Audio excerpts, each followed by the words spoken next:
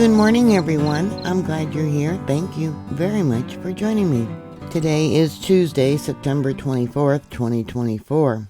Last night at about 6:10 Central Daylight Time, there was a magnitude 5.9 earthquake off the coast of Japan. And a small tsunami was seen off of two different islands. There was a tsunami warning issued. Being part of the Ring of Fire, there's a lot of earthquakes in this location. Here you can see drawn out in red is the Japanese Japan Trench. And this is the location of that earthquake. USGS downgraded it, can you believe it, to a 5.6. Two different islands reported tsunamis. Here we go, is those areas. Let me bring this in. And I'm sorry, I'm going to butcher these names. But here on Hachijami, there was a 50 centimeter, 1.6 foot tsunami was reportedly seen there. And then on this other island, about 45 minutes later, was a 10 centimeter, which is 3.9 inches, almost 4 inches was reported from this small island. These islands are considered remote, and they can call them the Izu Islands, plural, and it's south of Japan. They were hit by a small tsunami on Tuesday. It would have been Wednesday their time. They're a day ahead of us. So, Ashisho, yeah, I'm not going to try that. Yeah, that one there was 1 foot 6 inches, and that tsunami was observed there. That one was about 40 minutes later, and then it took another 5 minutes before the tsunami reached this other island. Around 25,000 people live on these small Pacific islands south of Tokyo. This area does have the potential of a megaquake between a magnitude 8 to a magnitude 9. Yeah. No injuries or damage was reported to any of these islands, thank God. So going back to the Japanese meteorological page, we'll show you the next earthquake that they are reporting. This is a magnitude 2.9. I'll bring it over so you can see it. And then they're reporting a 2.0. I'll bring that out so you can see its location. The next earthquake they're reporting is a magnitude 3.8. Yeah, that's kind of worrisome because, you know, you think about 2011, the large earthquake and tsunami that they had, yeah, close to that location. Then we got another 3.9 and a 2.3. I'll give you a link to this website. So if you want to look up different earthquakes, you can. The next one was a magnitude 2.8. You know, they get so many earthquakes there. They do have very high standards for their building codes there. A 3.6. And I guess that's the most recent one. Now, this magnitude 5.9 was about a little more than 11 kilometers in depth, or 7 miles.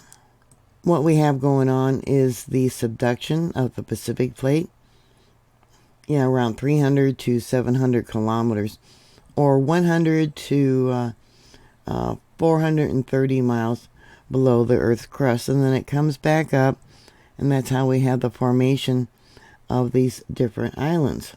Japan does experience frequent earthquakes because of it, where it sits there on the Ring of Fire, one of the most seismically active areas on Earth. The country is located at a meeting point of several tectonic plates, where the Pacific Plate is subducting beneath the Eurasian Plate. Here in this case, we got the Philippine Sea Plate. And then to the north would be the Sea of Japan, and the Eurasian Plate. Now, the Japan Trench is an oceanic tectonic plate here, location. It extends from the Kuril Islands all the way down to the end of these islands here. And I'll bring it out. You can see how it goes all the way up. And there's a lot of earthquakes up over here. Been a lot lately by Russia. And I believe up over here is called the Okhotsk plate. Okhotsk. Yeah, that's where it's subducting in that area. And then up over here is the North American plate. This area here was formerly part of the North American plate. I don't know if you know about this, but that 2011 earthquake that caused the tsunami and the meltdown of the Fukushima nuclear power plants. Now that one, the fault line ripped so fast, supersonic. It actually ripped open faster than the speed of sound. That was probably one of the first earthquakes that I had heard about for a supersonic earthquake. But there was also another one up there near the Cascadia subduction zone. 2014, I think it was, where they had an earthquake off the coast of British Columbia. Yeah, they had a supersonic, mega thrust earthquake back then too. The rate of subduction associated with the Japan Trench has been calculated to be between somewhere, a matter of inches, 3.1 inches to 3.6 inches a year. Japan sits on 4 major tectonic plates and experiences about 1,500 earthquakes a year. Well, if you think about it, that's probably about the same amount that Yellowstone actually experiences too. Yellowstone supervolcano there in Wyoming, in the United States, for those of you that might be watching from overseas. Now, Japan figures that the potential for a megaquake with an estimated magnitude of a 8 to a 9 is roughly 70% probability of happening within the next 30 years. And I would probably trust them a lot more than I would trust USGS. They take earthquakes very serious there. So what are your thoughts? Put your comments down below. Thank you very much for watching. Please like, share, and subscribe. Make sure you're still subscribed. It's the end of the month and YouTube, for some reason, unsubscribes many people from their favorite channels.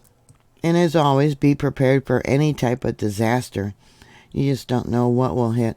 I mean, it could be an earthquake, and they cause fires and landslides and all kinds of disasters, tsunamis. But there is also, weather, adverse weather. And things are definitely changing around the earth. More severe storms, more earthquakes. Yeah, we're in the end times, I believe. So what are your thoughts? Put those comments down below. Thank you for watching. Always be prepared. And I'll talk to you later. God bless you. Bye.